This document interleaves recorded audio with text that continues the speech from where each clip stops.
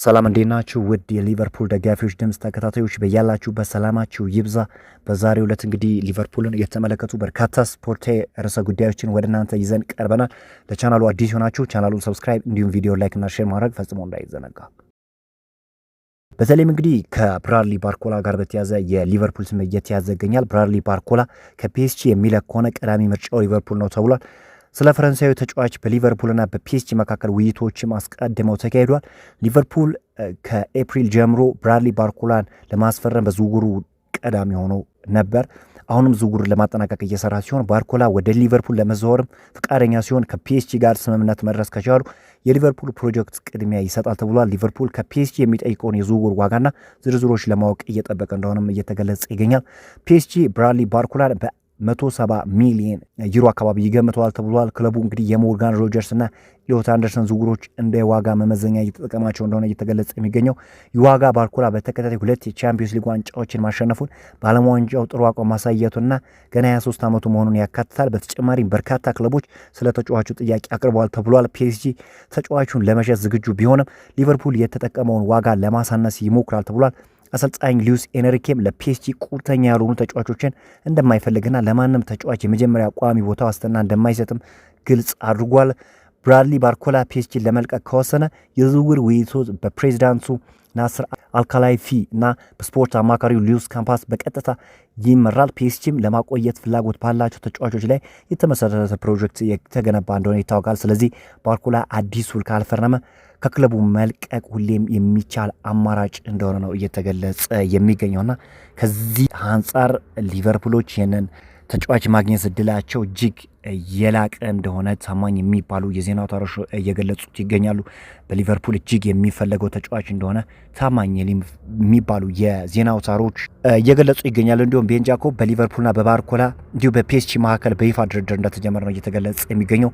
ሊቨርፑሎች መጀመሪያ ቅድሚያ የሚሰጡት ነገር እንግዲህ በስምምነት መድረስ ነው። ከዛ በግል ጥቅማ ጥቅሞች ዙሪያ ከስምምነት ከተደረሰ በኋላ ከፒኤስጂ ጋር ጠንካራ የሆኑ ድርድሮችን የማድረግ ሂደቶችን የማድረግ ሀሳብ እንዳላቸው ነው እየተነገረ የሚገኘውና የተጫዋችን ለማግኘት በከፍተኛ ሁኔታ እየሰሩና ተጫዋቹን ከእጃቸውም እንደሚያስገቡት በራስ መተማመን እንዳላቸው ታማኝ የሚባሉ የዜና አውታሮች እየገለጹት ይገኛሉ። ትናንትና እንግዲህ በሁለተኛው አጋማሽ ተቀይሮ ከገባ በኋላ የመሃል ሜዳውን ሙሉ በሙሉ መቆጣጠር የቻለ ተጫዋች አለ። ኳስ የሚይዝበት መንገድ በግፊት ውስጥ ያለው እርጋታና የሚያቀብላቸው ትክክለኛ ፓሶች ፈጽሞ ተጫዋችን አያስመስሉትም። ልምድ ያለው የዋና ቡድን አማካይ ነው የሚመስለው።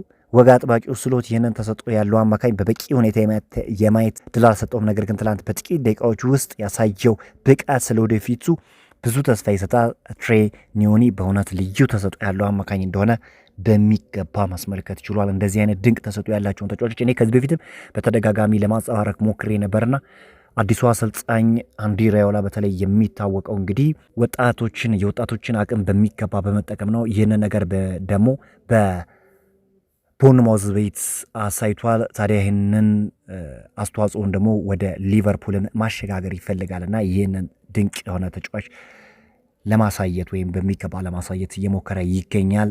ገና ያልታዩ ብዙ ወጣት እምቅ አቅም ያላቸውን ተጫዋቾች የሚያሳይበት እድል ይኖራል ተብሏል። ሊቨርፑል አሁን ከሪያን ጋር ከቦርንማውዝ ወደ ክለብ ግንኙነት ጀምሯል።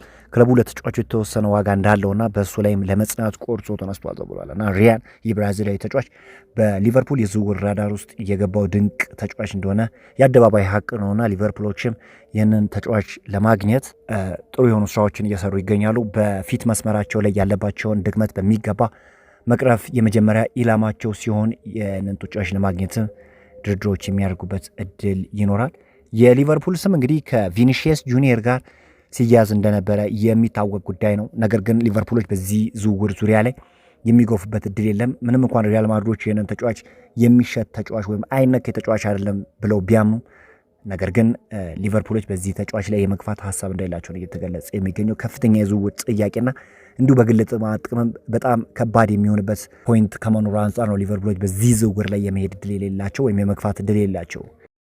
የሊቨርፑሉ አለቃ አንዲ ራዮላ የፖርቶን ክፍት ተጫዋች ኦስካርን እየተከታተሉት ነው ተብሏል። የ18 ዓመቱ ተጫዋች ከማንቸስተር ዩናይትድ፣ ማንቸስተር ሲቲ እና ከአርሰናል እንዲሁም ከቼልሲ ፍላጎት እያሳየ ሲሆን ፖርቶ በፖላንዳዊ ድንቅ ልጅ ውል ውስጥ የ51.2 ሚሊዮን ፓውንድ የውል ማፍረሻ ውል አካቷል ተብሏልና ይህንን ተጫዋች እንግዲህ ሊቨርፑሎች በሚገባ እየተከታተሉት ይገኛሉ።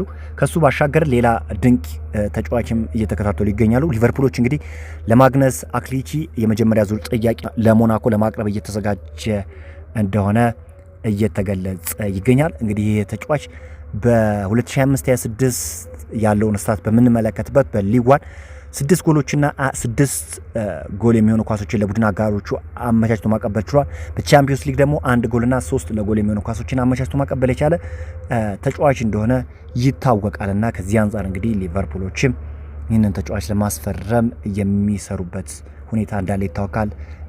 ተጫዋቹ እንግዲህ ወደ 24 ዓመት እንደሞላው ይታወቃል። ከዛ ባሻገር እንግዲህ ድንቅ የሆነ ያጫወት ስታይል ያለውና እንዲሁም ፒች ስካኒንጉ ወይም ሜዳውን የሚቃኝበት መንገድ አስደናቂ ነው። ከዚህ አንጻር ሊቨርፑሎች ተጫዋቹን ለማስፈረም የሚንቀሳቀሱበት እውነት እንዳለ ነው እየተገለጸ የሚገኘው። ሊቨርፑል እንግዲህ በአዲሱ አሰልጣኝ አንዲ ራዮላ እየተመሩ በሚያደርጉት የቅድመ ውድድር ዘመን የልምምድ መርሃ ግብሮች ላይ ከቡድኑ አባላት እየተሰጡ ያሉ አስተያየቶች እጅግ አዎንታዊና የሚያስደስቱ ናቸው ተብሏል። የኢራዮላ የልምምድ ክፍለ ጊዜዎች እጅግ ፈታኝና አድካሚ ቢሆንም የአሰልጣኙ ታክቲካዊ መልእክቶችና መመሪያዎች በጣም ግልጽ በመሆናቸው ለሚመጣው የውድድር ዘመን ጠንካራ መሰረት እየጣለ ይገኛል ተብሏል።